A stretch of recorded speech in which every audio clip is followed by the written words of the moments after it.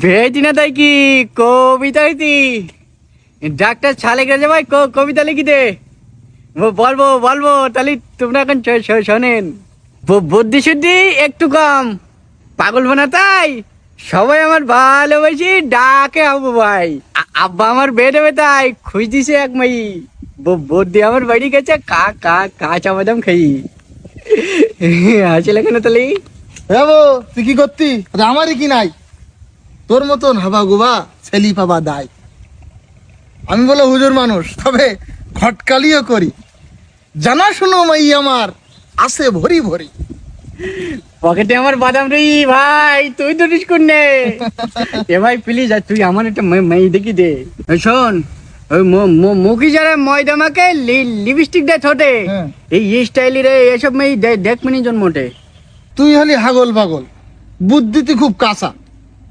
চালাক চতুর একটা মেয়ে দেখতে কইস আসা কিন্তু তুই তো আবার বেকার সাবাল বসি থাকিস ঘরে খাদ্য বিকুন কিরাম পারলি বেকরবার পরে আমি বলো বসে থাকিনি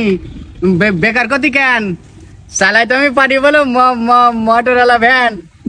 শোন তোর দরকার হলি বের পরেতে ভ্যান চালিয়ে খাবো বউডার নে ভ্যানে করি শকুর বাড়ি যাবো আচ্ছা বাবু বল দিন তুই কিরাম মেয়ে নিবি আর বের পরে ঘটকালি ফি কত টাকা দিবি টাকা পয়সা বাড়াই দিলি মেয়ে পাবি ভালো কিপটিগিরি করলি বলো মেয়ে হবে কালো ভালো মেয়ে দেখ দিন তুই 400-500 দেবো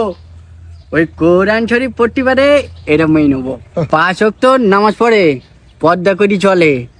হাবুর বউটা ধার্মিক খুব সবগুলি যেন বলে মেয়ে একটা দেখা আছে রঙে একটু চাপা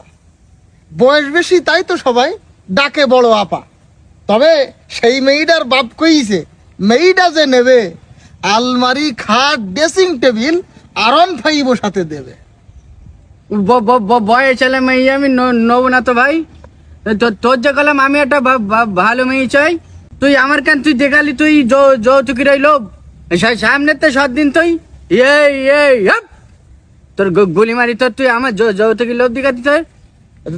আবার আবার কথা বলতে শোন আবু